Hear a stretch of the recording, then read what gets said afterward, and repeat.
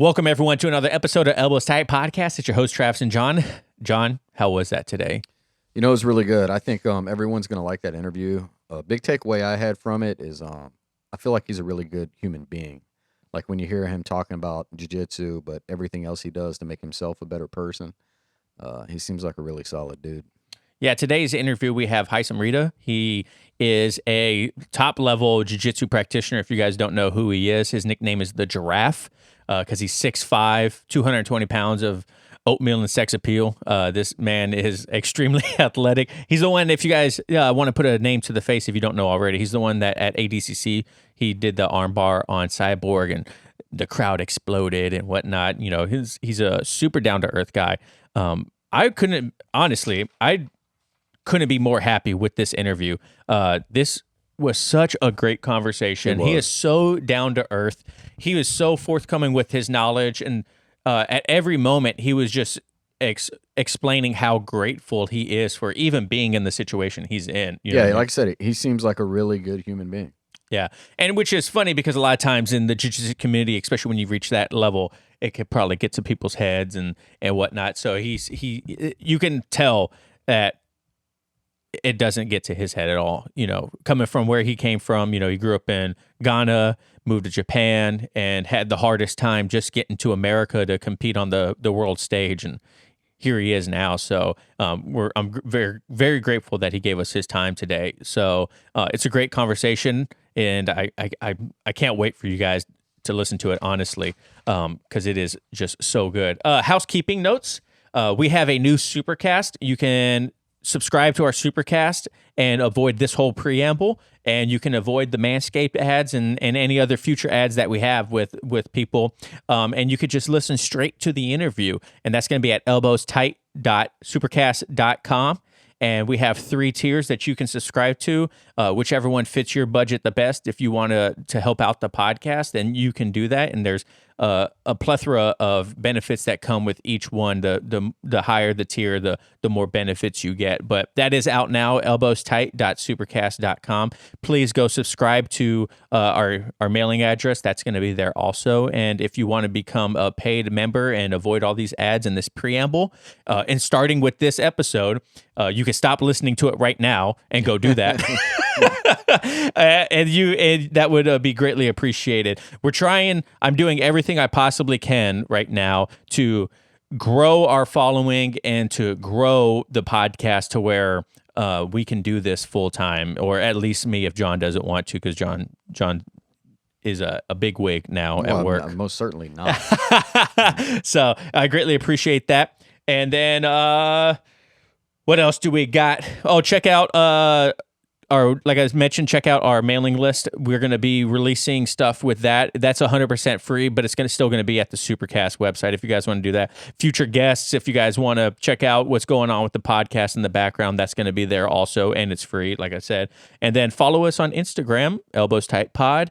My goal is to have 1,000 followers on Instagram by the end of the year, so we have 2 months to do it and gain about 250 followers, so that'd be great if we can do that. And then also Facebook, YouTube, everything. If you guys want to, please and thank you. And then leave us a 5-star review on on Apple Podcasts and Spotify and Podchaser. John, we got anything else? No, man, listen to this one. It's a good one. Yeah, hopefully you guys enjoy this. Also, if you are a premium subscriber, before we go, there will be a whole nother video and episode released to premium subscribers only. Haisam gives his 3 tips on how you can improve as a competitor leading up to competition and on competition day. And that's only going to be for the premium subscribers. So if you guys want that, go over to supercast.elbowstight.com and please subscribe. So thank you guys so much. Hopefully you enjoy this, and we'll catch you later. Peace. Support for Elbows Tight is brought to you by Manscaped, who is the best in men's below-the-waist grooming. Manscaped offers precision-engineered tools for your family jewels. Manscaped recently launched the Ultimate Men's Hygiene Bundle, the Performance Package. Join over 4 million men worldwide who trust Manscaped with this exclusive offer for you. 20% off and free worldwide shipping with the code ETP20 at manscaped.com. If my math is correct, that's about 8 million balls. That's a lot of balls, Johnny. When Manscaped reached out to work with us, I instantly thought, yes, what a deal. I've been using Manscaped products for a while now. And when they mentioned helping out with the podcast, I thought it was a no-brainer. I have the Lawnmower 4.0 now, but I had the Lawnmower 3.0 and absolutely loved it. Also, most people think about Manscaped as just trimmers, but really they have ball deodorant, ball toner, the weed whacker, which is your favorite thing, right, John? Yeah, I love the weed whacker. Look, I'm about to hit like 45 years old, so I got hair growing out of everywhere now. So it's coming out my ears. I'm like, man, where is that weed whacker? It's definitely my favorite. Get 20% off and free shipping with the code ETP20 at Manscaped. That's 20% off with free shipping at manscaped.com and use code ETP20. Unlock your confidence and always use the right tools to get the job done with Manscaped.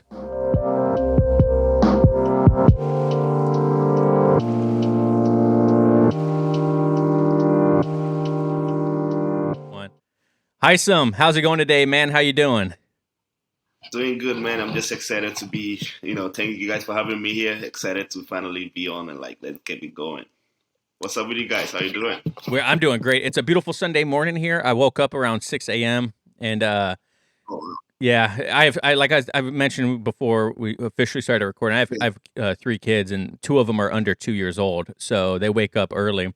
And so I typically wake up at 6 a.m. 7 days a week at the latest, and so I took it upon myself this morning to clean a little bit and make some coffee and get everything ready for this fantastic interview that we've been pumped for since 3 weeks ago. Hey, yeah, I've been looking forward to it too. I came prepared, and I'm excited to be here, man. Yeah, no, I appreciate you giving us your time, man. Honestly, I know you've been super busy lately. A lot of spotlight's been on you, especially because of ADCC and the amazing performance you did there, man. Not only that, I wanted to mention it too because I've been following you for a while, and what's crazy is your Instagram following after ADCC jumped up like 10,000-15,000 people like overnight. It felt like I think you were at like 16,000-17,000 people, and then after ADCC, I checked again, it was like 25,000-26,000. I was like, holy crap, dude! Yeah. How's that been? I mean, to be honest, I'm still like riding that high. It's just like I was just saying these stories like me going to ADCC was just like a different person, and then I just came out like another person. In a way, like it's been crazy. My phone been blowing up ever since. I'm still getting tons of messages. It's almost like very humbling, overwhelming, and it's like. Sometimes too, it's just like, yeah, finally made it. The world is known because I've been doing it for a very, very long time. It's almost like that one armbar that I've done way too many times, but I kind of seem to hit it when it mattered the most, and the world, finally giving me some recognition. So to be honest, it feels nice. Yeah, I could only imagine, man. Like, especially when the fruits of your hard work pays off, and like you mentioned, you hit that arm bar quite a few times. And I was watching some tape on you, and I was like, man, that wasn't a fluke. Like that's like part of your game, huh? Is that underhook and arm bar is like legit, man. When people got to be going into it, like he's not going to arm bar me with that. He's not. Damn it, he's got me with it. You got to know it going in. Yes, sir. Bro, man, arm bars have been my 10. It's been my go-to since I started Jiu-Jitsu, and like I said, and also that's my style, always looking to go for the kill. I could have decided to go for the takedown, play it safe, but I'm like, man, just going to go for the kill. And the arm was there. I saw it. I went for it, And the crowd reaction, everything just was overwhelming. Bro, that like watching the tape, and because like I said, I've been following you for a little bit, watching the tape and the reaction, I was like, oh my God, like it's gotta be like all the memes of like, are you not entertained? Like in the Gladiator, you know what I mean? Like I was like screaming at my phone. I saw it on the Instagram. I was like, holy crap, that's like insane, man. But did you like study tape of Cyborg beforehand because you knew you were gonna go up against him? Like, did you have enough time to, or did you already kind of know what his game was? Because he's a heavy wrestler. He loves taking people down. Exactly, and that's one thing I've been working a lot since I moved here. It's like, but also like going to the event, we didn't really know who you want to go against, until like literally less than 24 hours before we all go out against each other. So, we had game plan, man. Like we had game plan going into it. Me and David, we talk about it. Okay, what are you gonna do when these guys come first round? And also, I kind of like, because I had the invitation, and like I didn't know where I was gonna be seated, but we kind of just took a guess of where I'm around where I'm gonna be and who most likely gonna go against, and you know, Cyborg was against one of the people I actually thought I was gonna go against, because it's gonna make sense. It was either gonna be him, Roosevelt, or him, because then it's gonna be like me going against one of those fight sport guys, or maybe go against one of the new wave guys. But like when it comes to where I'm gonna be seated, it's gonna make sense to go against,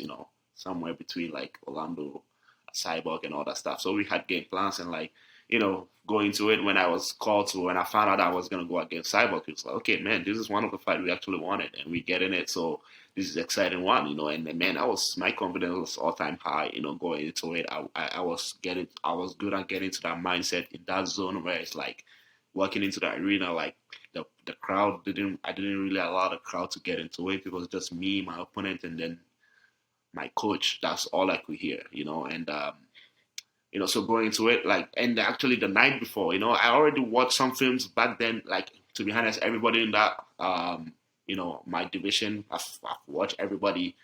I kind of know what to expect if I'm supposed to go against any of them. So back then it's like, okay, I'm gonna go against Cyber. Let me just rewatch some stuff. I think I watched one of his fight against Victor Hugo, which he kind of did that same spin move. I didn't think he was gonna hit me with that, but that was one thing that was the back of my head right after, like, literally less than 24 hours going into the fight. So I knew what to expect. I knew it was gonna be a lot of stand up, and I've been working off my my wrestling a lot too, like almost like a counter wrestling style, because I never really wrestled growing up. So and likely moving here Detroit, I'll find almost he's like my mentor now. I would say Jake Herbert, he wrestled, he made it to the Olympic of the team. Wow. So not every day you get someone like that in your corner. And I didn't plan on that. He somehow arrived in my gym. I found how good it is. I reached out to him, help me out. So agreeing to that, like growing up, not really wrestling, I did judo in Japan. That's what I did. That's one of my takedowns. So if I can tie you up, I'm very confident to that. But, with ADCC, it's very hard to get to that tie or other stuff. So most of my style is like defense wrestling, counter wrestling, all that stuff, because I know I'm not going to be that offense type, And so he threw that attack, man, and I saw everything just unfold, I had the underhook perfectly. And usually I'll just flip them, trying to spin around to the back. There's a bunch of moves I could have done there, but like I said, I'm just looking out to go for the kill. I saw the arm perfectly, the way he was trying to turn into me. I knew if I gave him a little space to come up, I'm just gonna spin around and go for the arm. And then, man, it's just like one of those days, Man, I've been doing that a lot of times, but it's just like, sometimes too, you just need everything to work perfectly, everything to be aligned. And it's just like one of those moments where just like everything was just like perfectly timed, perfectly, everything just, I caught it. And as soon as I had my leg over, whatever reason, I just started to hear the loud noise. Like how people were just and then in that moment, like, okay, fuck, I can't let these people down. And man, I just put everything I had in there. And for me, it's just like, I feel like more. I feel like my leg, I feel the arm is more secure every time I cross my legs. There's a lot of saying, don't cross the legs, don't do that. I'm not saying it's wrong or right or wrong, but I've had a lot of success crossing my leg because I secure more and that grip there, and I have this type of workout that I do, like rack pulls with my legs in that position. So I'm very strong in that position. Yeah. So me and my boy, shout out to my trainer, Ty Jensen, we work on all that stuff because he knew I'm bars on my team. So how can I get stronger in that position? So we work on all that. So shout out to that, my boy, Ty Jensen. And anyways, so man, across my feet, the way it was in, like, initially I felt like, man, this guy is strong as fuck. He's a big dude. Like, I don't think people realize how big that guy is. I mean, he looks huge. He is huge. Huge. Yes, sir. I knew that. Even though I didn't allow that to get into my head going into it, but man, he almost threw me to the opposite side. But then I just falling back to the other side, and then I'm like, man, I'm not letting go of this. And you also how it happened. I got the top I came up and spread my arm just right there, and then everything hit me. Just ADCC has always been my dream to be on. It got to a point where I didn't think it was possible because I just moved here, like as an, not from here. I don't have the national. I couldn't do the trials here, and the type of visa I'm on right now, I pretty much cannot leave the country until I try to get my green card and all that stuff. It's a long story. So I reach out to more like, hey man, this is my situation here. Can you at least let me do the trials here? Just give me the opportunity to do the trials. And he actually understood me. He wanted me to, but the one question which was very fair was like, man, I understand your situation, but I can't allow you to do it, because then if I allow you to do it, every person living here who's a non-citizen gonna say, hey, why is he getting special treatment? Let's do it too. And I think that was right before my fight against Other Cruz back in March this year. I don't on who's number one. And he pretty much told me, hey, I got my eyes on you. If you can go out there and put on a show, And I went out there. I won the way I did, and I think I impressed a lot of people that day, and that's how I got the invitation to be on there. So, leading into it, I try not to allow, all this negativity to get to me. But to be honest, let's be fair, you hear stuff. At the end of the day, you hear stuff. Even though I might not react to it, but I saw like people, he's only in ADCC just to promote Jiu-Jitsu in Africa, just like UFCs. We have a couple of guys who are African champions. I had all that, and I'm like, man, these people really don't think that I deserve to be on that spot, and I'm just glad I got to prove to it. And at the end of the day, too, I kind of learned a lot of stuff about myself. Like that weekend, it was just like after that first win, the reaction from the crowd, everything, the way I reacted, I got super emotional, like almost like, which was a fuck up from my side, is because like, hey, it wasn't just one match. We have more than one. And even though in that moment, I'm like, man, what are you doing? You got more to go, all that stuff. I felt like it kind of threw me off my mindset. It kind of threw me off, and I kind of wasn't able to get back into, it's as an athlete, but, that's something we learn moving forward. And 2 years from now, it's going to be different, that's for sure. And like, there's more coming up from now, bigger headlines. So I'm just excited, man. I'm just excited to keep proving to the world. And yeah, let's keep going. Do you have a ritual you use to get ready for a match like that? Or are you like a music guy, a meditation guy? Like, I'm not going to eat 8 hours before this match. Like, how do you get ready for that? Fasted cardio the day of. I mean, yeah. So honestly, like I've always been like I used to be a music guy. I'm not gonna lie, just that's to get myself super hyped, and then I realized that, man, it just got me so excited, and I go super hard, and I get tired quickly just by being pumped up. So, but now I'll say I'm more of like a visualized meditation guy, just trying to see myself there way before every morning, trying to see myself there, going through every motion, just visualize myself being there. And it felt that same way too, after I got to ADCC. That's like, it doesn't feel like the same, it doesn't feel like a new thing. That's the zone I get into. And I do a lot of breathing exercises too. So if you notice, guys, before I step on the mats, I take bow, like, do that rituals, and just to keep myself grounded. So right now, I'll say it's a lot of a lot of breathing exercises for sure, a lot of visualization and meditating. Obviously, working hard, training hard, and preparing is the most important thing. But that's one thing I learned this past 2 years, actually, through my guy, Jake. He asked me, hey, what's your ritual? What do you do, like, to stay grounded, Because sometimes when you get in that stress zone, you want to do whatever it takes to get out of that stress, But if you can learn to control that, if you can learn to stay grounded, you can be a better athlete. And I feel like that really, really helped me a lot. And like the past 2 years, I'm not the best in it, but every time I'm getting better, and it's been translation a lot in my game. It's like before I see things, before it happens type of way. So yeah, and I'm just, so yeah, when it comes to ritual, I can't really break it everything. No, that's good. No, that's great. Yeah. Maybe someday I'm gonna write a book and show people how it's done. Now, I got my own rituals, and I'm just excited. And actually, this is one funny thing. It's like the type of coffee I even drink. That's why I travel around with my own set of coffee. I make it. It's all part of the ritual. Like just here, I wake up in the morning making the coffee.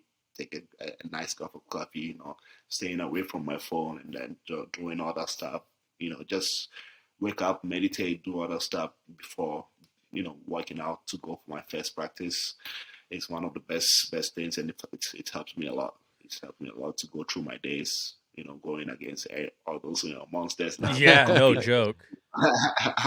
So how has your ritual evolved? Did you like read books? Like John and I both are reading the Atomic Habits book right now, and it's really good. It talks about a lot of things. Do you read books, or do you have coaches just for mindset? How did you evolve this ritual before? Yeah, actually, I would say like I've been reading a lot of books. Actually, I just I read the Atomic Habit earlier Great this year. book. I If you wouldn't guys say haven't read it at necessarily. home, it's so good. You guys got to read it. Yeah, for real. So, to be honest though, like because I travel, I drive a lot and all that stuff. I still have some books that I read, but most of the books I listen mostly Oh, of the for sure. time because I'm traveling a lot, like the audio books. And like I got books like meditations that I read, so which is like prayer every night. I travel with it everywhere.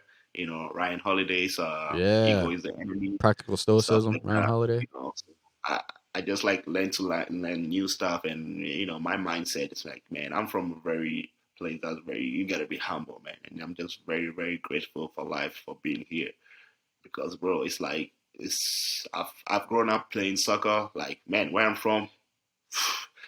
I'm not even close to being the talented guy. I grew up against guys. I played soccer growing up. I was pretty good, but there were guys who were like, even as kids, you go like, man, this is the guy. He's Yeah. way better. When he was part of the team, we performed better type of way. And you think like he might be the guy to make it to the big team, but then they kind of stuck where we're from because of lack of opportunities and all that stuff. For me, somehow I got lucky. My dad left the country. He moved to Japan. I got there. So, man, it's huge. It's not like, so I'm just grateful to be here, be a good example. And I always know I can be better. I can be a better athlete. I can be a better, friend, a better instructor, all that stuff. So any opportunity that I can find to make me a better person, I'm humble enough to reach out for help all the time. And so that's my mindset, man. So I try to read, many good stuff, and try to learn new stuff and anything that could help me become a better athlete too, and not just that, athlete is just like what I do, but at the end of the day too, I'm a person, and what I don't just like let jiu-jitsu define who I am. I want to be a better person too outside of the mat, and just a good person who's somehow really good in jiu-jitsu. That's what I want to be known for, That's not just awesome. by my wins or what I do. You know what I mean? So yeah, that's that stuff. Yes, sir. So let's go back a little bit because you kind of you kind of like alluded to your history and stuff like that. For people who don't know, you came from Ghana, went to Japan, and now you've been around a couple places in America. And now you reside in Detroit. What was that whole journey like, and how has it like affected and changed who you are? Yeah. So originally born in Ghana. That's where I was raised until I was 14, 15 years old before moving to Japan. And like growing up, I played different sports. I've always been an athlete. I think I was playing soccer like I think around 4 years old. So, I remember like one thing, like everybody was talking about the teenage and like stuff like that. And I just made a joke. It's just my whole like childhood, even up until now, it's just going to being in the locker room, because it's just like constantly every day go to the locker room, change for soccer. Even when I was playing basketball, I find myself hanging out in the locker room a lot. And now jiu-jitsu is like, man, I've been in the locker room a lot.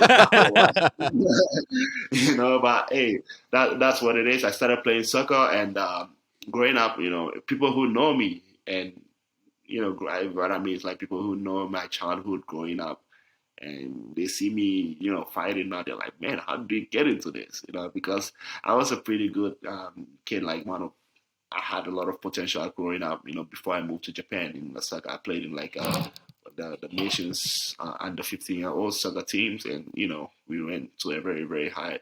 But right after that, I moved to Japan. Things really changed at 15. Man, it was a huge change. Like that's moving to Japan. I was excited at first to join my parents, but then when I got there, I felt like I pressed a reset button on my life, because I was just becoming a teenager. I was just getting excited, with girls and all that stuff. A little bit of attention, and then all of a sudden I'm in a place like Japan, and like it's not even like a Tokyo where it's more like diverse. It was a little outside of Tokyo, which was more like countryside. Like, and you look around, it's like there's no English speakers. Like I look around, like all the signs around me, are like fuck, I can't read this. Like Yeah. what is this? And all of a sudden it kind of hits you, and you're like, the only people you know or can communicate with is your parents and brothers. Damn, like first for the first time, like, oh man, I don't think I can survive here. you know. But also at the same time, my dad was like, he was most of the time working outside of Ghana, in and out, so we didn't really get to spend that many time. It's like, man, I missed some of the important times of your life growing up. I don't want to do that now, so let's figure a way to stay here. And at first I was supposed to go into international school in Japan, but hey, it was way beyond my dad's budget at the time. So he's like, hey, we gotta figure out to get into public school, which was free at the time. But then at the time, my Japanese level was, it didn't even exist. It was nowhere. And they're like, we cannot, admit you with this level of Japanese because you can't keep up at all. So I was given a year just to study Japanese. And that year was a rough year, like, because it was just like, I'll go to school, learn Japanese, and like trying to come back home, stay home, and then repeat every day. So like nothing going on. And I was, like I said, I've been an athlete growing up my whole life. I thought I was gonna continue playing soccer in Japan, but you know, they have these policies like in Japan you can only do like these sporting activities when you're in high school, because you can be a dropout. If you're a dropout from high school, then there's nothing you can do from there. So I had to prove that I was in high school before I was gonna be approved to do all those programming, like to play soccer and all that stuff. So for real, like for me to get a life again at that time, that's my mindset was to really figure out how to speak Japanese, get into high school, then maybe I can start getting friends and make all that stuff. But that was true waiting to get into high school. I think I was already admitted after like 9 months of studying somehow, man. Like I passed the test. I was getting into it, and that's when my dad boss got into it. He got me into jiu-jitsu, and through jiu-jitsu I made some friends, and like, just like at the time, I was ready to do anything, man. Even though to me, I look at it now like I was destined to do it the way it happened, you know. And when we get into it, my dad's boss was like, "Hey, while you're waiting to get into high school, why don't you give this a try?" And to me, I had a different mindset of like what jiu-jitsu is. I got into it. I saw what it is. And then I genuinely found passion for it. When I did that, that was back in like 2010, 2011. Were you smashing people in that first class using that athleticism? That's what I thought going into it. I'm sure we all had similar stories. Yeah. And I had that, like, I wouldn't say cocky, but like, man, I'm this big guy amongst this, like, there was some big guys, but I was really tall even at that time. I was like, man, I'm gonna survive. There's no way these guys are gonna. But then I went, it was a different story, man. Like I was getting spin around, I would get swept, they mount me, arm bars, everything I do, every move, every hands I trying to. It felt like a setup, And I've always been competitive. Like, man, okay, my size really doesn't matter. I gotta figure out what it is. And through that, trying to figure out what it is, trying to survive and get better at it, I found myself being in love with the sport. But man, it was a humbling experience in the beginning. It made you humble yourself real quick. And then, man, you just like from there, I started working on it, And then even after that, 3 months later, I tried to get into my first competition. I got beat up so bad by a judo guy, which ended up forcing me to start judo. Yeah, it's a long story, but like, man, it's so like I'll say my experience to Japan, and like it was a different change, but also it helped shape me a lot into who I am, because I had to study and all. It helped me. Even now, it's just like I could adapt much easily, because at that time I was able to adapt to Japanese. I started to like study. Okay, what is the norm here? What can I do? What to respect their culture and not be disrespectful? So in that process, I started to figure out, like, I started to care more, like wouldn't say it in a bad way, but like trying to put all this little stuff in like a good manner, not just like, okay, not just do whatever I want, but how am I gonna do to do culture appropriate, not be disrespectful, and then through all that, I started to learn more Japanese culture, like started to be more respectful on the mat, learning how to bow and all the stuff through, and it was martial arts. And it was funny to me because until that I had that mindset of, oh, you want to get into fighting to become a badass. Of course, you become a badass, but because now when you start to understand how being a badass is, you kind of like become more humble because you understand what, and that's what Japan is all about, man. This is a set. You know, you're gonna fight. You gotta respect your opponent. You know, at the end of the day, without them, you wouldn't even have a fight. You know, but at the same time, you gotta be able to protect yourself and your family when it's needed. But you never learn a fighting skill just to be a bully or all that stuff. And I was like, wow, you know, if you're learning this very intense sport, but it's kind of like humbles you in a way. This is special. And to me, growing up, we never really had that. And to me, I really fell in love with the process, you know. And through all that, you know, I gained friends. You know, there was a lot of challenges growing up, you know, in high school and all that stuff. But at the end of the day, looking back, everything was mostly positive than negative, you know. So I'm very grateful. And then that helped me get shape there. When I was in Japan, that's how I met David Garmo. And he owns a gym here somehow. When I was looking to move and like, you know, get into competition more in my career, I was like, hey, why don't you move out here and see that? You know, to me, I didn't care where I was going to be. I knew I could put the work in. I was willing to bet on myself. And so far, I could say it's working. So, yeah, we're going to keep rolling with it. No, that's a great story, man. John and I actually spend quite a bit of time in Japan for work. Oh, yeah? Yeah. And in the Navy, I went to Sasebo and Yokosuka, all right. and we go to Yokosuka because there's a Navy base there. Yeah, I had a lot of friends who did jiu-jitsu who lived there on the base, actually. Oh, really? I think that was the international judo team. Axis? What'd you say? Yeah, the Axis, like Rising Insight, something like that. Yeah. Because I know like there was a guy from Axis who teach classes on base or something like that. So I don't know if you guys were connected, but yeah. Imanari's brother, Koji, taught on base. Okay. So Okay, he was when we first got there, he was still teaching classes, but he had stepped away probably about a week after we had showed up. And then we trained under some Maliki Friedman's Black Label Jiu-Jitsu guys from Charleston, North Carolina. They were there teaching free classes, and they were just a purple and brown belt, 2 brown belts and a purple belt that were teaching classes. And it was an incredible experience. But you in Japan, you trained at Carpe Diem, right? Yeah, so Carpe Diem was like where I joined later on. Oh, okay. Where'd you train first? The city. At first, I trained in a place called La Banca. That was like where I first started. That was where my dad's boss used to run Yamada-san. And that's where I got. But then around purple belts, you know, I got to a level like I outgrew the gym. I had to, and that's back in 2016. That's when I moved to Carpe Diem. You know, so I moved to Carpe Diem at purple belt, and then I was there until 2020, I think. And that's when 2020 I moved to Detroit. And did you get your black belt at Carpe Diem, or did you get it in Detroit? Yes, oh, you did? Yes, I did get my black belt from Yuki Ishikawa. So I got my black belt in 2018 from Yuki Ishikawa. Yeah. So do you ever get to revisit Carpe Diem or go to Tokyo since you've left? I know you mentioned earlier that your visa doesn't allow you to leave the country. So far since I moved 2020, I haven't had the opportunity to go back yet, even though there's a plan for it. And like I said, I need to be here until next summer at least, you know, to see how I go from there. But then after that, I might be able to visit again.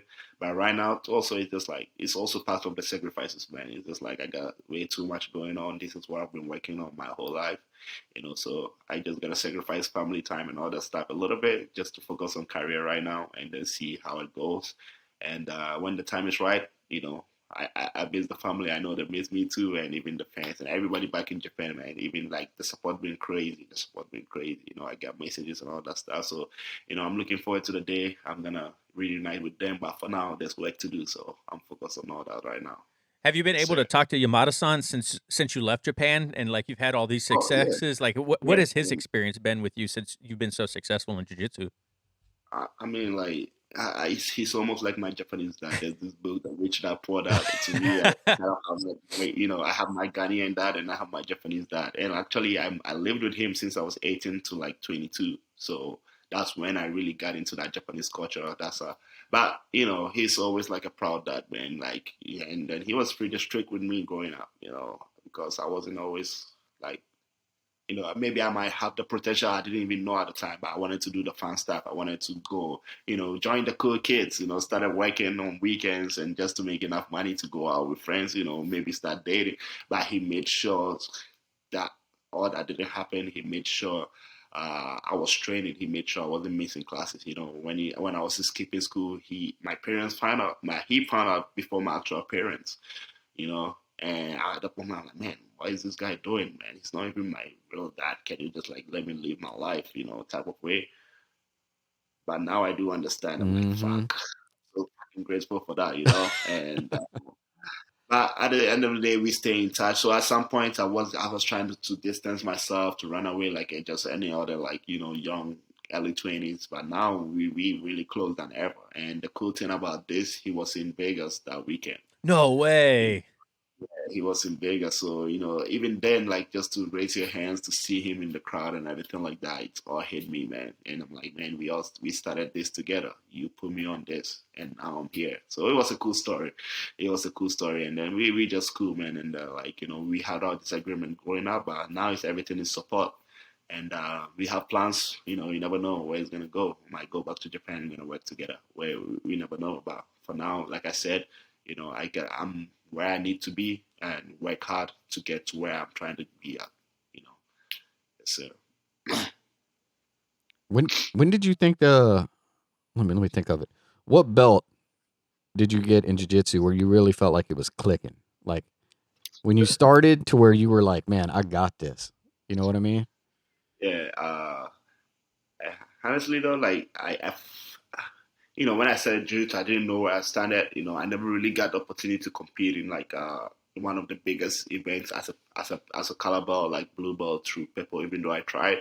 But it wasn't until my purple belt when I first went to Brazil to train there, because the plan was to somehow get to the States, train and compete. But I never really got the opportunity. So my Yamada son was like, "Hey, why don't you go to Brazil? Brazil is just as tough as the state." And I wasn't always a no gi guy. I was more of a gi guy. And yeah, obviously I went there, I got the training, and then I did the Sao Paulo Open. That's one.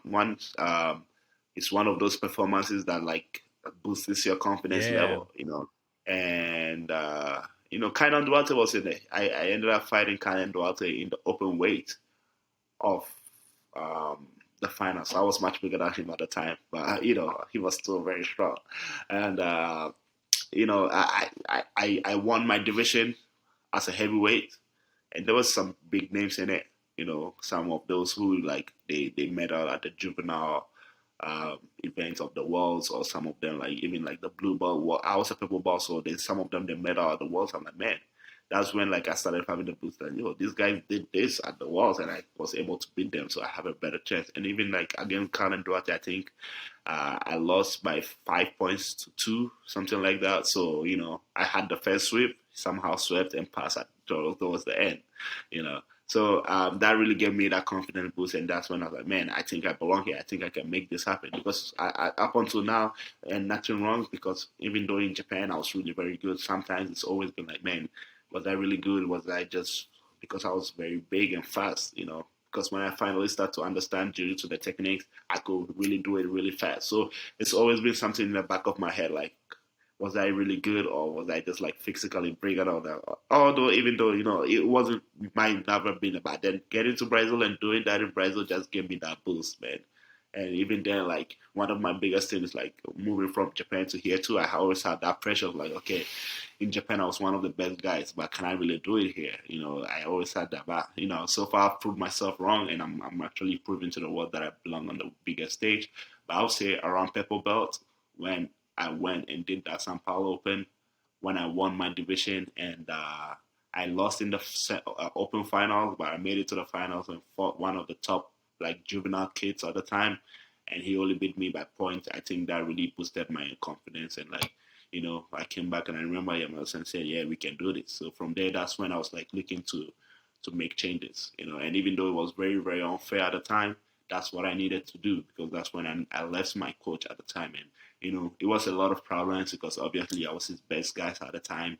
And looking back at it, he really invested a lot in me, but Carpe Diem was the place to be if you were looking to get to that next level in Japan, and I had to make that tough decision.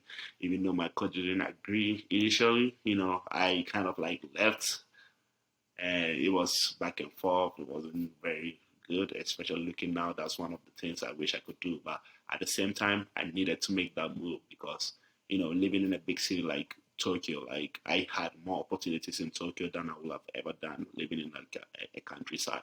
So at the end of the day, it all worked out. But at the same time, I believe that wasn't not fair for your mother son. I wish, our separation would have been much more respectful, more open. Even though I tried to make it that way, he wasn't willing to let go, and I wasn't willing to stay either. I knew I had to make a move. So, but hey, fast forward, we get to agreement. We reach out to each other, and now it's all love. He was in Vegas this other weekend, so it is what it is. And like we talk about it. I met, I got on Quintet because I was in Tokyo. And I was like 2 weeks replacement. 2 weeks replacement. They were looking for another guy to compete, and somebody was like, "Hey, why don't you guys check out this guy in Carpe Diem?" That would have never happened if I wasn't outside of Right. there. And getting on the Quintet kind of helped. I would say it was one of my breakthrough performances. People who really followed grappling events remember that event that I did in Quintet, and that also helped me get my visa to the States, because then people actually saw me and like, "Oh my God, who's this guy? How come we never heard of him?" And so they reach out and like, "Hey, we're gonna have a Quintet in Vegas. Are you gonna come?" I'm like, "Yeah, I'd love to, but I can't really go to the States right now." And that's when like, "Oh, why? What's this that?" And then Sakuraba jumped in. He had all those connections. That's what they do. And then somehow, for the first time, I got the opportunity to be here.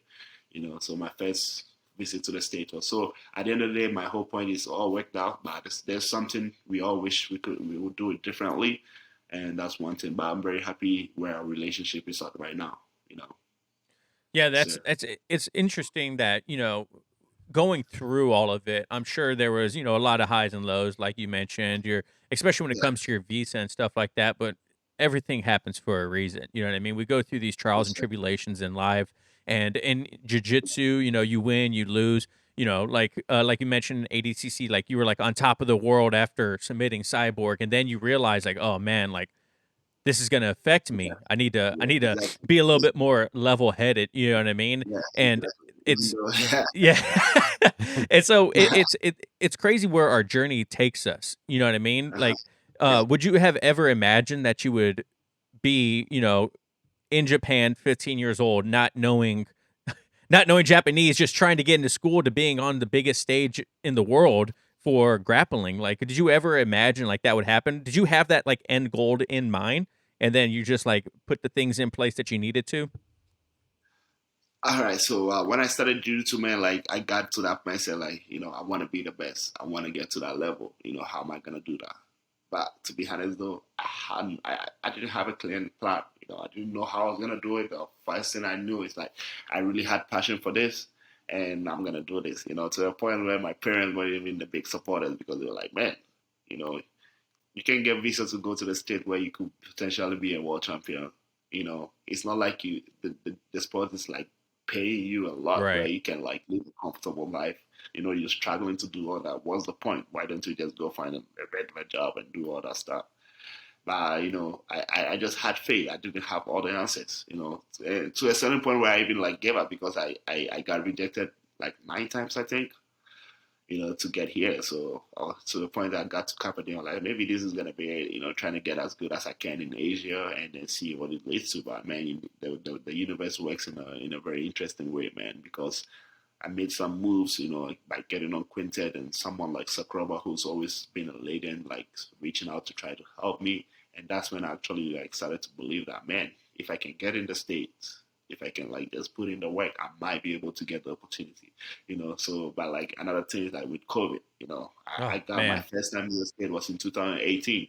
When I finally like, okay, finally, I can come here, compete, train, and do other stuff. Maybe the final opportunities are gonna show. But then 2019, I was in New York. I trained for like 3 months with the Henzels. That's when all those guys was there. A lot of people don't know, because, for a couple for a split months or weeks, I was in New York. I trained with the Danaher squad.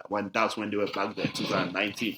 I left New York in December 2019 to go back. So, and to Japan, and then January is when everything went Yep. just started crashing. Like my plan was to try to make money, like save for the world. So I was excited for that, and then everything just crashed. and I had 2 years left on my visa. I'm like, man, I finally got this visa, and the world just gonna like kind of collapse. But also that motivated me to make a move, you know. So I had a visa sitting down. David just opened his gym here in Detroit, you know. And while I was staying in New York, um, he invited me over for a seminar, you know. So when I got here, I did the seminar. We had like a pro training that we did, and some of the guys that I trained with, that's when it kind of clicked in my head, like, whoa, Detroit is a possibility, man. These guys that I train with are not that bad. They had really good wrestling and all that stuff. So I kind of stayed in my head. But then with the COVID, and then when everything happened, we kind of stopped it. But then later on, while I was looking for a stay, he kind of reached out to me like, hey, I still have this, you know, what do you think? Are you still interested? I'm like, please, I'm looking for a place to move. So I moved here in November 2020, like the craziest time you could think of is like when COVID was still going on. Mm-hmm. That's right around the election time. You know, everybody was on ease. And I kind of knew that, but I was like, man, I'm just going to take the risk and make the move. And then actually, our moving around that time ended up being a good thing for me because there was not much going on, you know, grappling wise in the States. You know, IBJJF tournament, everything stopped. People in Brazil were stuck. And in the middle of that, there was this Ghanaian who grew up in Japan here. Like,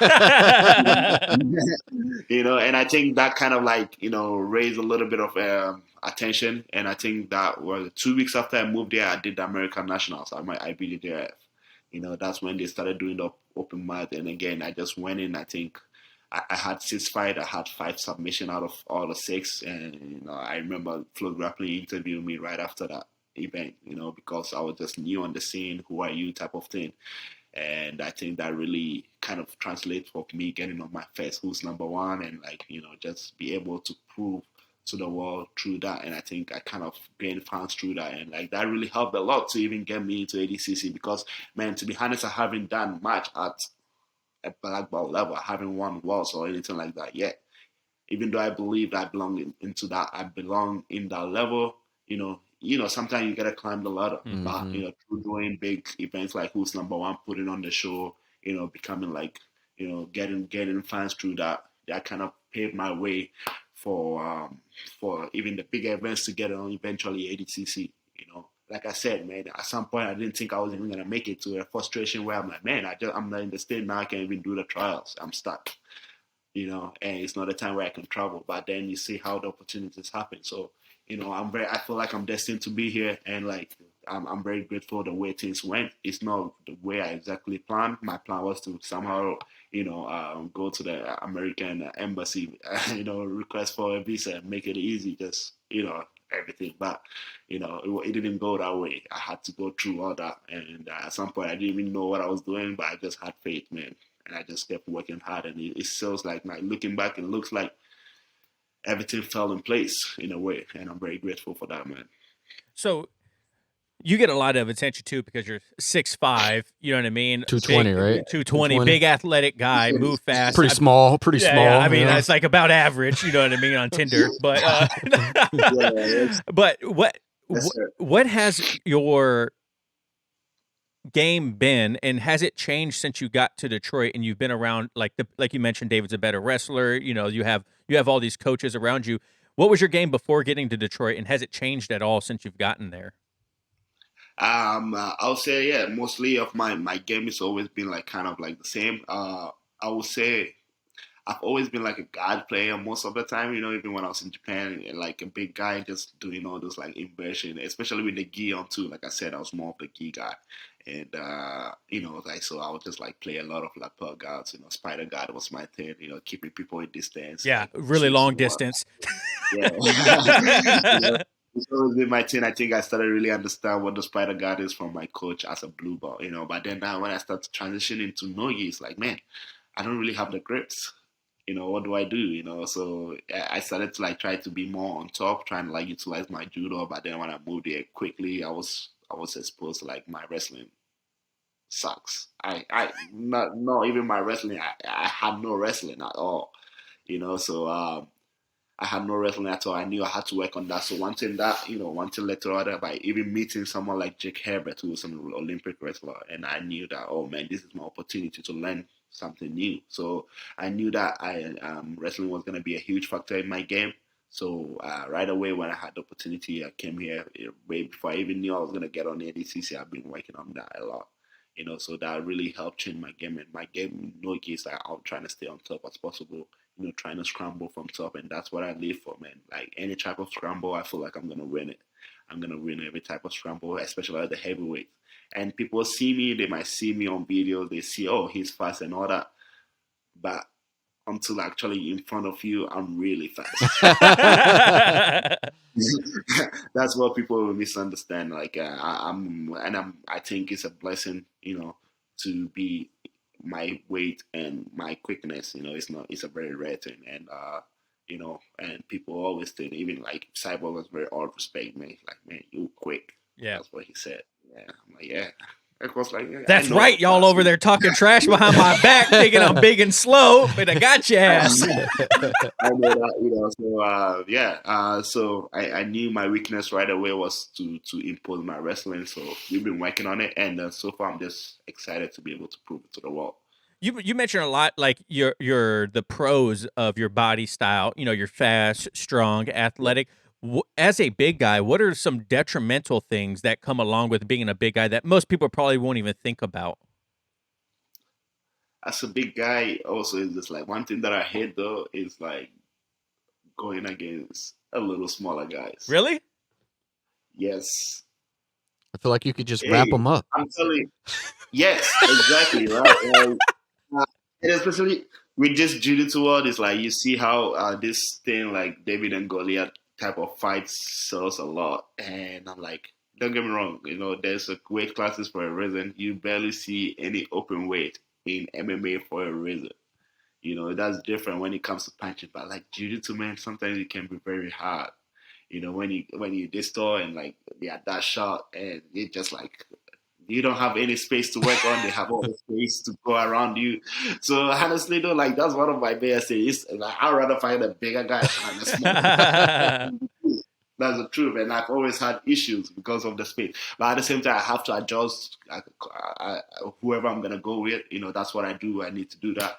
But yes, just sometimes, or like little tacky guys where they're just so tight, you don't have anything to go with. So yeah, I would say like being big is just like very, and it's like not being the ability to not play proper half guard because there's always space between my legs and all that stuff. So yeah. Our brown belt, the owner of our school, is 6'5", 220 pounds, also a white guy. And man, when we first started, it was horrible because we had no idea. Like you mentioned, like he grabs like spider guard or something like that. You're not passing his legs because the space is so far for you. You know what I mean? And he's big and strong and athletic too.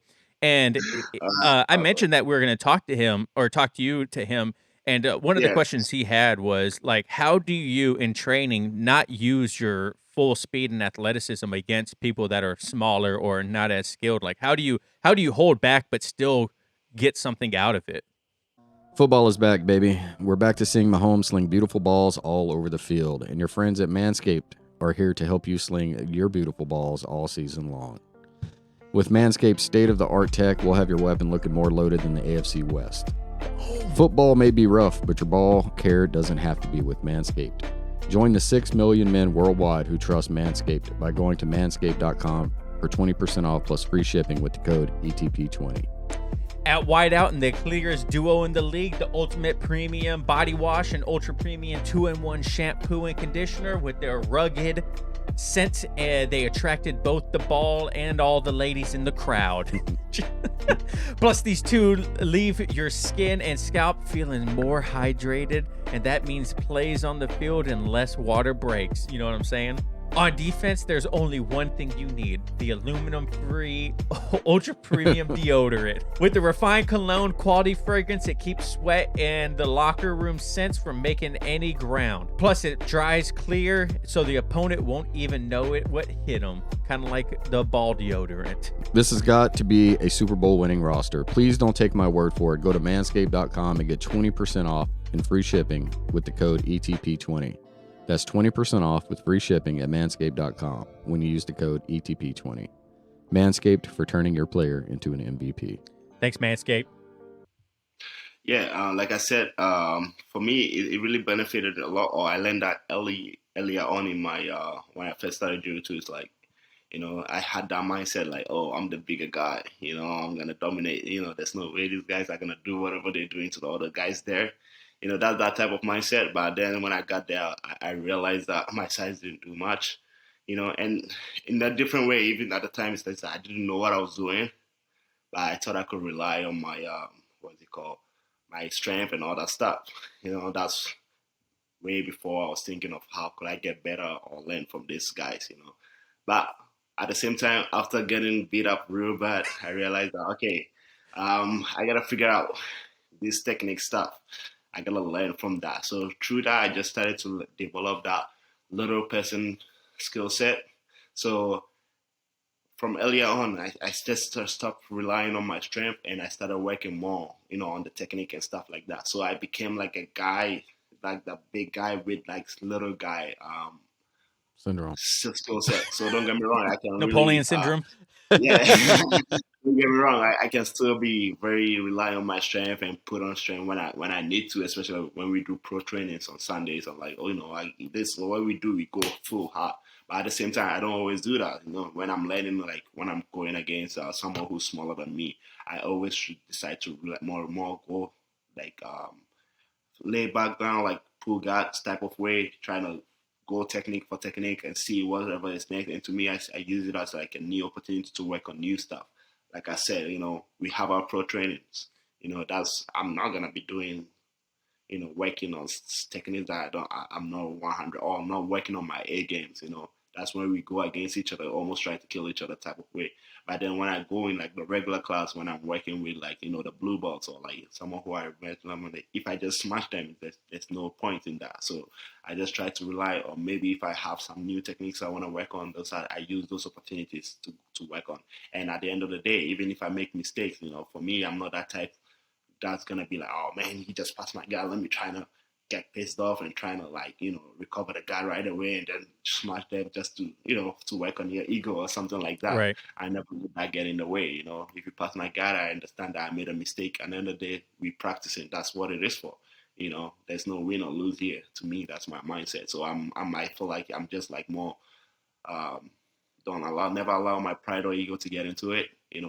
Be honest with myself. I know if I'm working on leg locks, okay, I'm gonna if I mess up the entry, I know what not to work on. And when I get better at doing that, then I can do it even against a higher level or when I'm in pro training.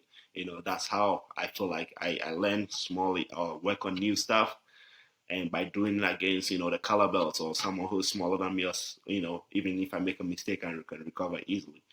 That way, my body can get used to doing it. It's almost like an active drilling to me. That's how I see it, and that's how I see it. And then that way, when I start doing it, my body start getting used to it. My muscle memory, I can start to implement it in my pro trainings. That's where it becomes kind of my A game or my improvement comes from there, and I can show off on like on the events days too when it comes to like the big events, and I put it on. So to me, it's just like that's how I've been doing it. Just work on new stuff, work on taking it easy, and that's how you learn through taking it easy, not just playing your A game the whole time. And I feel like not working on your A games against like your best training partners, it's not gonna work that way. But you can use the opportunities like maybe against not what's the right word, the belts below you, All right, lower belts. Yeah. the lower belts, that's the right word. Those are the opportunities for you. And you can submit the lower belt 10 times. It's not gonna make you any better.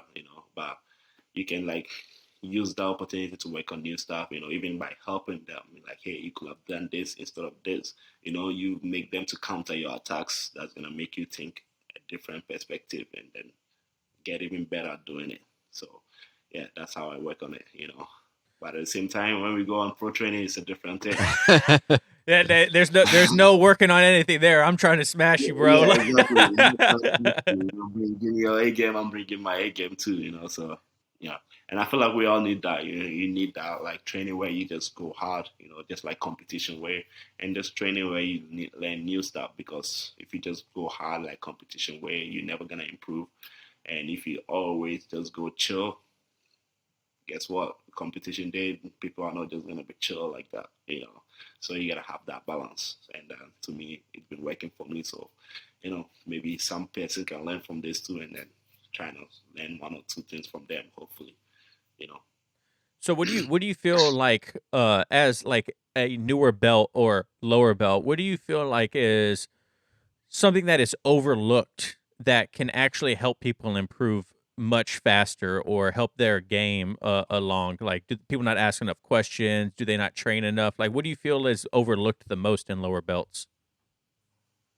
Lower belt, I feel like is that the right word to use that? But like shiny object, I think is the version of shiny object in jiu-jitsu. Like especially with like I feel like the basics is overlooked. Mm. That's it's always not always, but like getting to the level I am right now, and the way I started jiu-jitsu, and like how much time I spend on like just learning the basics, and even like taking stand up and all that stuff. I feel like it's been overlooked a lot now. I'll see guys who can do all these perfect leg entries, but can do a proper hip escape or something like that. So, and it's just like that stuff where like they come in, they see all those videos on Instagram, or like videos or whatever. Like some guys did that cleanse. I'm like, hey, they didn't just started doing all those stuff overnight, man. It's just like they make it look easy, but also it's like you need that basics. You need to work on like how to escape when somebody get past your legs and all the stuff like that. It's not just like the entries and all the stuff. So for me right now, I feel like the basics are a little overlooked, but also that's the generation we're in. Like I feel like you don't need a proper passing or anything like that. Why you can fall down into the legs and all that stuff. So hey, and to me it's just like I try to what's it called? Like I said, living in Japan, it gives me that to. Sorry guys, the word is not coming. Oh, you're good. Adapt proper, and so to me it's just like, yeah, and I feel like it's just in anything to be able to adapt. You cannot just like stick to whatever you're doing. You gotta be able to adapt to the new stuff. So I'm really good at doing that. At my gym there's always someone who's good at something that I'm not. With leg entries, with wrestling, with all that stuff. So I just try to be open and learn from anybody, and at the same time, I try to help the new guys, and then whatever I can help them with, so I try to tell them, yeah, the basics, and that's what I do at the gym. Some of the kids that come in, they do all the stuff, but also I just try to, just spinning on the road, that spin moves and all that stuff. Just those type of drills, man, I help them with it, because by having those spin drills, that helped me a lot in my early days, being able to like to go embedded and all that stuff. By doing all the stuff, I help them with that. And later on, when they become blue belt, purple belt, they might be able to understand that too. But personally, maybe I might be wrong, but at the same time, I feel like the basics, you can't overlook the basics.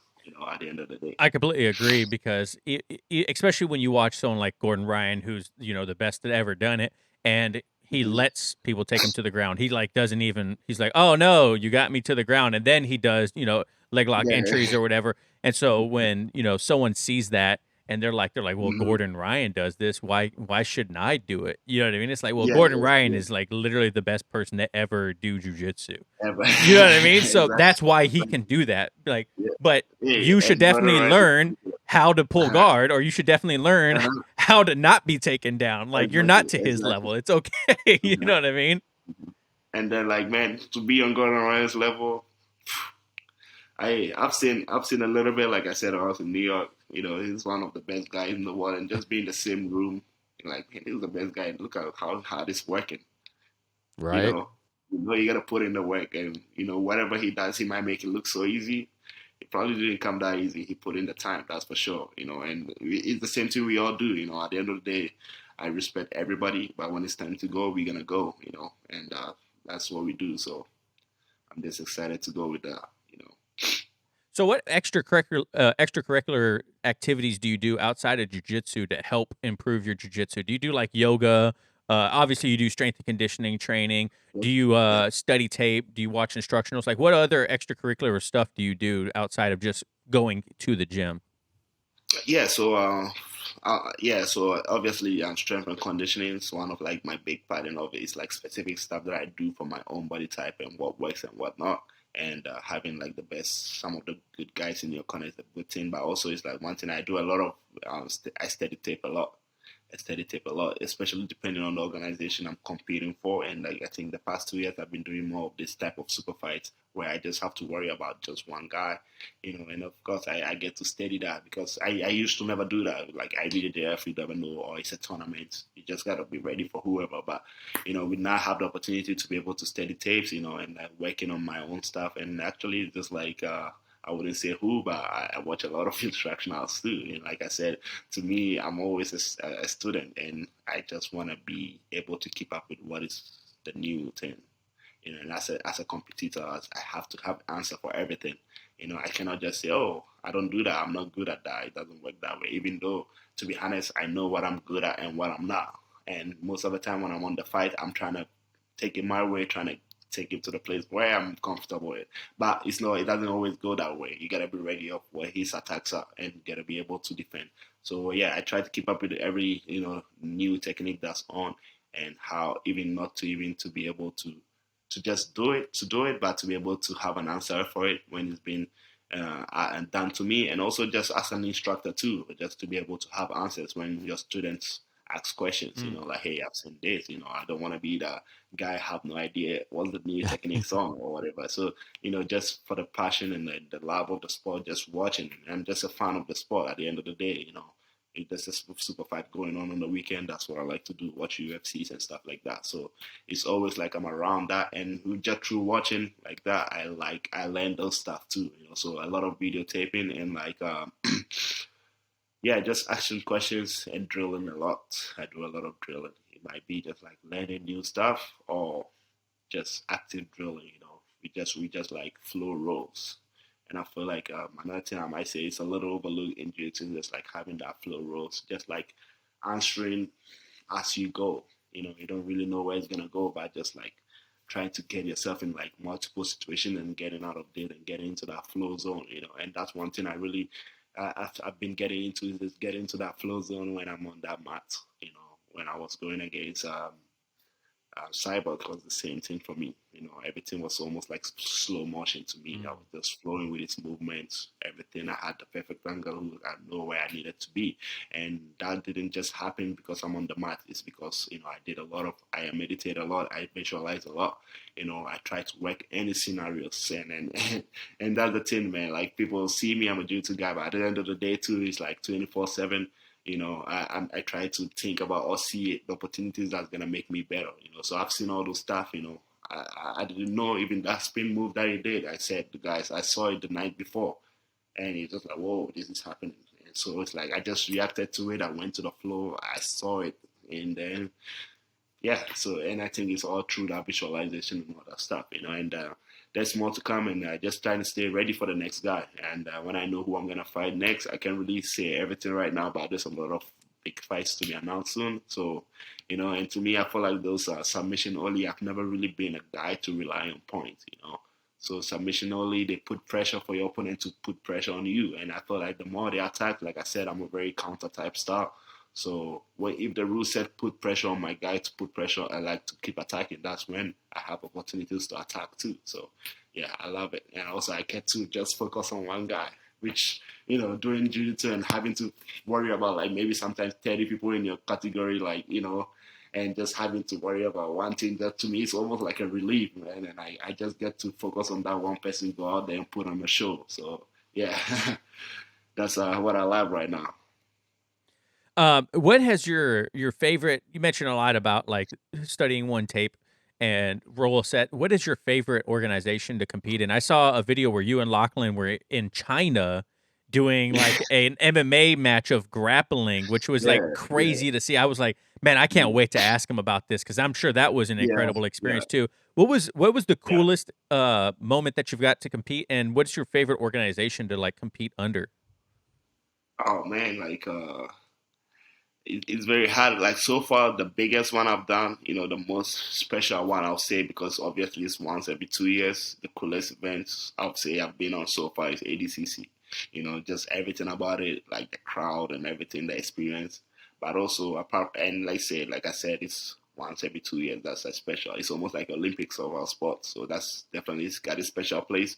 But who's number one? Would say is definitely my favorite one right now. Just the rule set and like how the setup, and like I said, it's just like submission only, and you don't have to worry about the points. And obviously, you're gonna get points. The referee that watches the guy who's more active, who's gonna be in favor of the judges. It's not the guy who had the better strategy or like who had the 2 points or had an early takedown.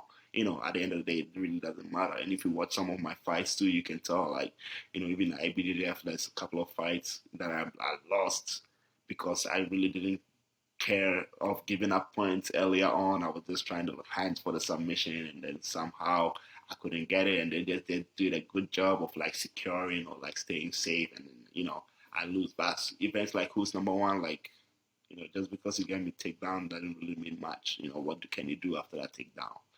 We're gonna keep going until like eventually you can get us, or you can be dominating me the whole time. Pass guard, do whatever it is. But at the end of the day, if I pull the trigger and get the submission, that's it, and that's what I live for. So yeah, I would say that's my best rule set so far, and also just like gratitude because they help build my name to get me to where I am right now. So I feel like I owe them that much, and then I just enjoy being on their platform. Where do you one big topic that's going around in competitive jiu-jitsu, and Gordon Ryan talks. I hate keep dropping his name with you, but he's a prominent figure, especially right now with ADCC. Sure.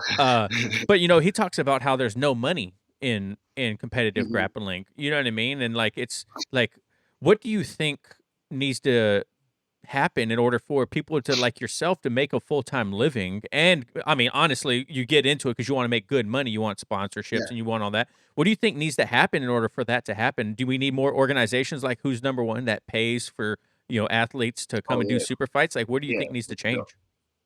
For sure, we definitely need more. And to me, I feel like jiu-jitsu is headed the right way. ADCC was huge this year. Yeah. Huge.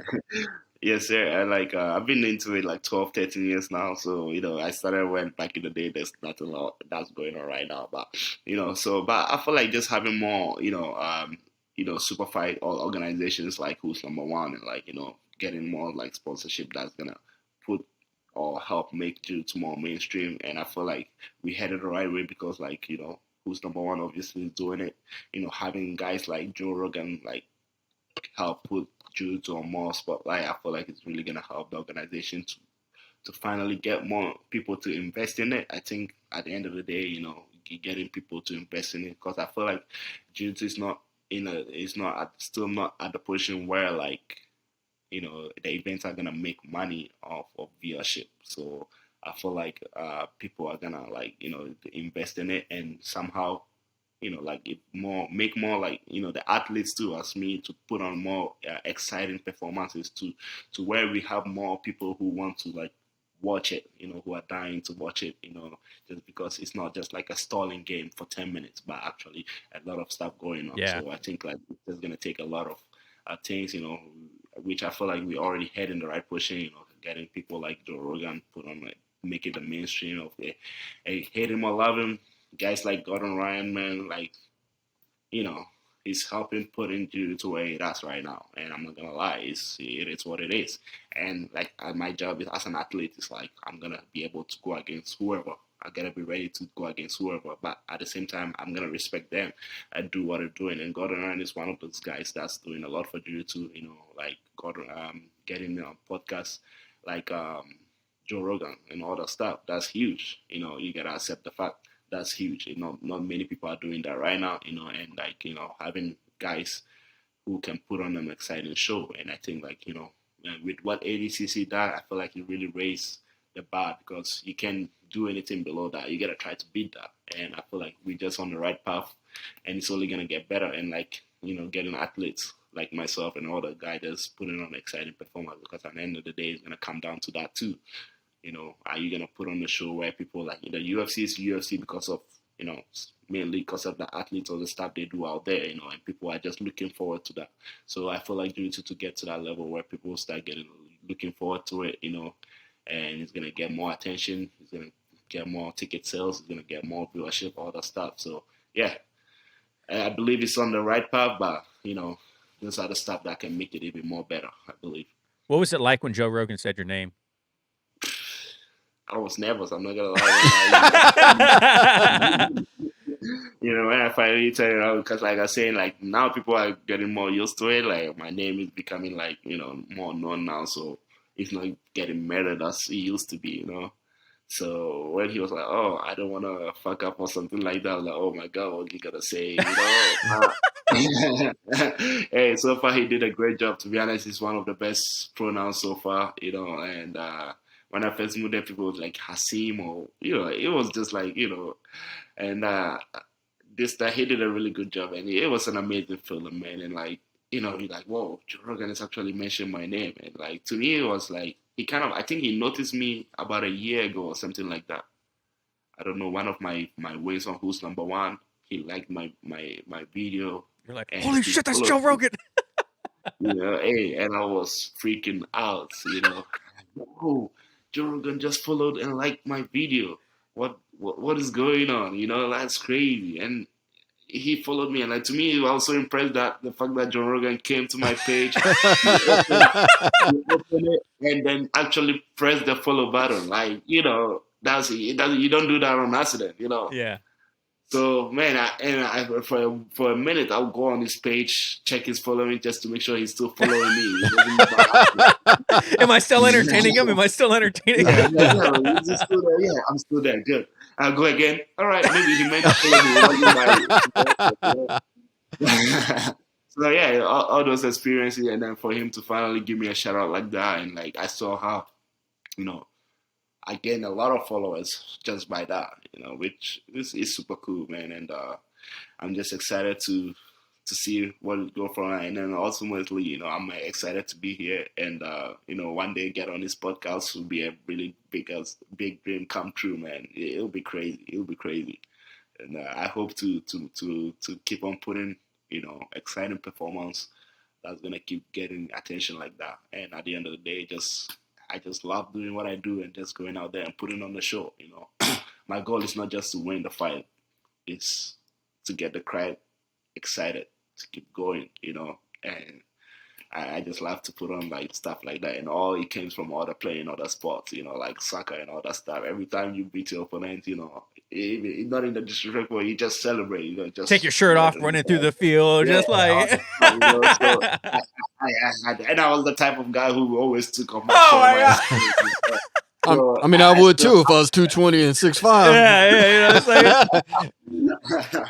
So yeah, I still have those. So I kind of have this mindset of celebrating after a victory, and I feel like the fans love it. So I'm like, you know what? I'm just gonna keep doing it. Don't rip off that brand new Hyperfly rash guard that just came out and throw it. At least not for now. That's one cool thing that just came out. Your rash guard that just came out with Hyperfly, the giraffe print.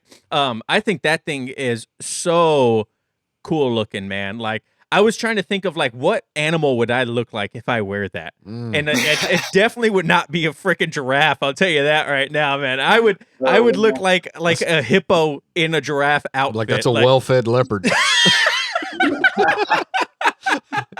That's a good one. Yeah, I love it, right?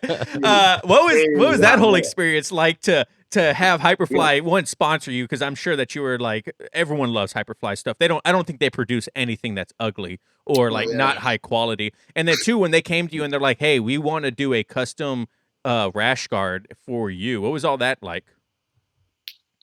I mean, it was a cool experience. I've always been like a Hyperfly fan. Not growing up, but like when I got into jiu-jitsu, it's like one of the guys that I look or studied a lot was like Keenan Colenius. He's like built like me, lanky, and he's been with Hyperfly for a minute. So I've always had interest with them, but it all started again in 2018, I think, 2018, when they started the Hyperfly Japan brand. So I've been part of like their sponsorship. So and like I was one of the top guys in Japan. So they reached out to me, they wanted to work with me, and I was like, okay, hell yeah, let's do it.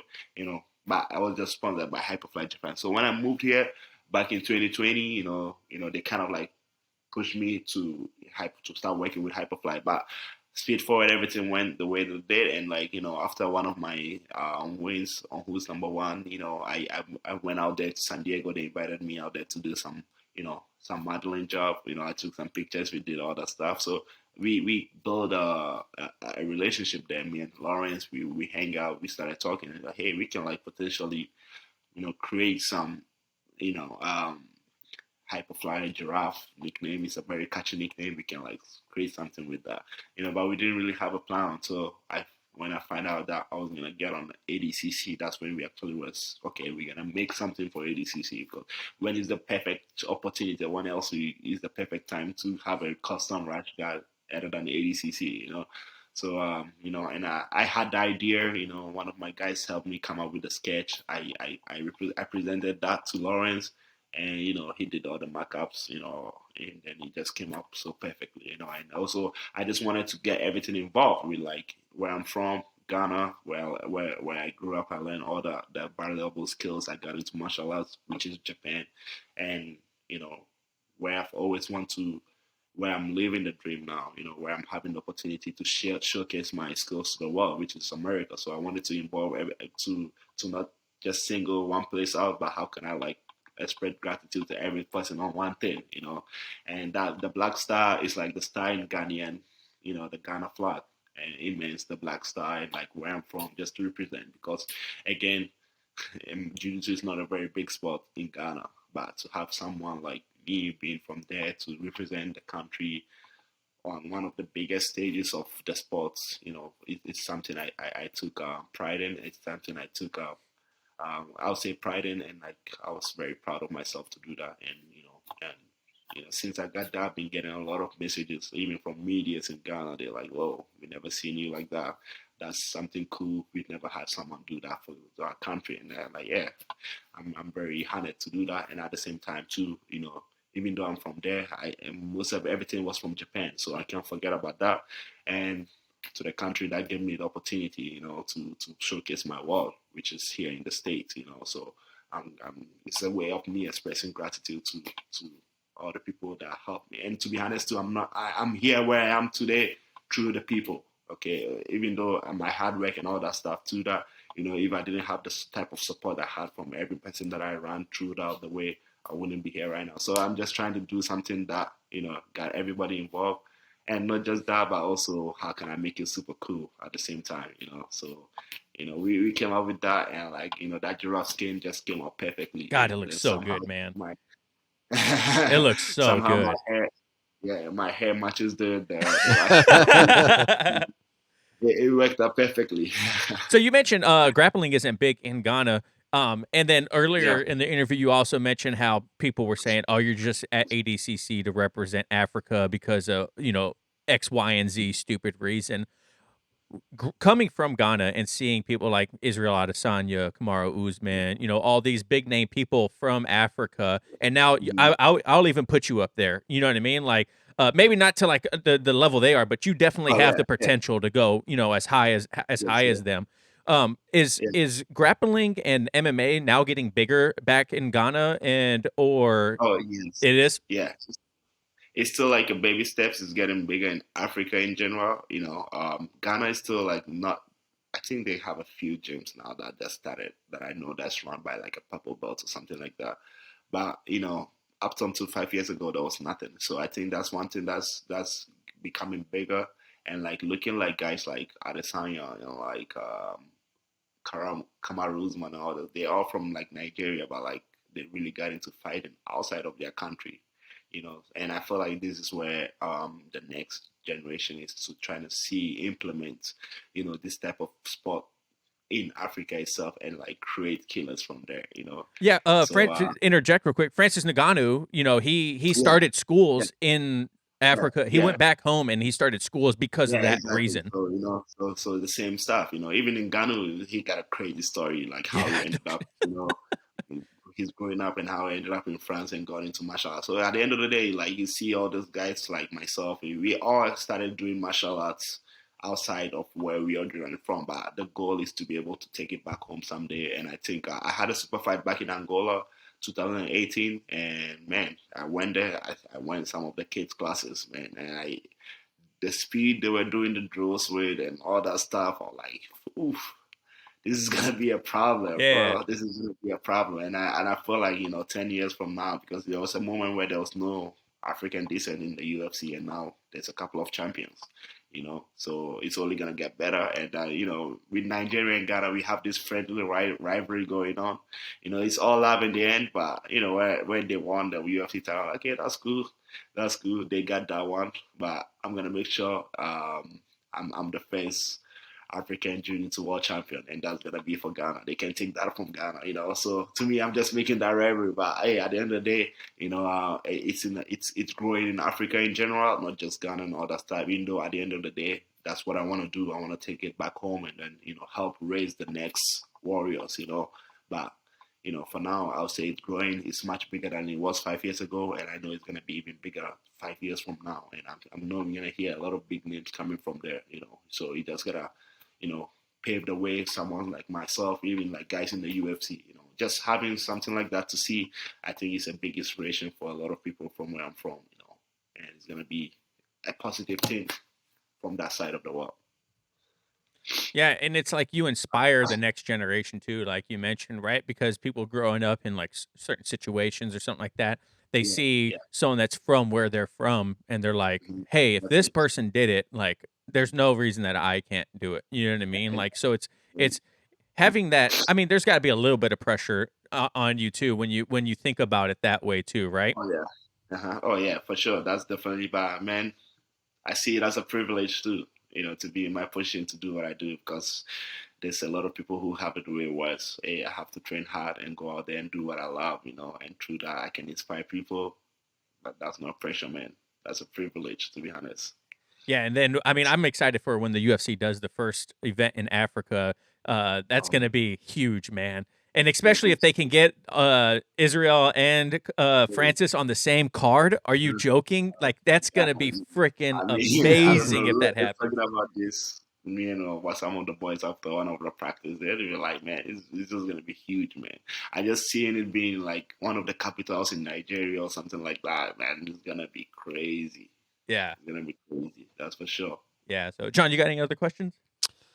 Do you have a good piece of advice for anyone that's just starting their journey into jiu-jitsu? It's just like the same thing they always say, like you just have that right mindset, be open to learn new things, just never let the ego or anything get in the way. Just try to show up every day, and for now, trying to learn everything and keep what works. Trying to figure out what works and what doesn't work for you, and then, just keep working hard. There's no any shortcuts. You gotta keep showing up, put in the drilling time, put in the rolling time, and remember also, you're gonna get beat up a lot in the beginning. Nobody started good. I didn't start like I didn't know what I was doing, and actually one of the things that motivated me was because I was getting beat up a lot. So you gotta accept or expect that, that you're gonna get beat up, and let's try to learn through that. If you get caught one time, try to make sure you don't repeat that same mistake again, and that's how you're gonna get better each time. So that's my advice to people who get into it, and don't quit when you get your blue belt. Hey, well, Haisam, this has been an incredible conversation, man. Time has flown by. This room is getting kind of hot. My palms are a little sweaty, and I think my BO is starting to kick through. So. Hey, I'm very glad we finally got to sit down, man. Yeah. Hey, if people want to follow you and see your journey in that amazing armbar and Cyborg, where can they find you at? Yeah, I'm very active mainly on the Instagram, so you can find me by Haisam AJJ on Instagram, and my Facebook page, Rida Haisam Official. I post all my my training and all the stuff going on, and like right now also you should check out my rash guard. It's out on pre-order on the Hyperfly website, so you can check it out, and I appreciate all the support, and basically, and if you're ever in Detroit, not many people are gonna be around here, but if you're ever in here for whatever reason, come check out Assembly. Yeah. Awesome. Hey, man, appreciate your time. Thank you so much for coming on. I am so happy we finally got to do this. The conversation was well worth the wait, and I think people at home are really going to find a lot of value in your story and your mindset and everything like that. So I feel like we got you at the perfect time because man, the ADCC was like amazing to watch. That, and this is what I do, man. More to come, that's for sure. Yeah, absolutely. I'm excited to see everything and the success that's in your way, man. I know there's going to be many fruits of your labor to come to you, man. I'm super excited to see it. So thank you guys so much for listening and watching at home. And remember, no oil checks here. All right, guys. Thanks. Peace.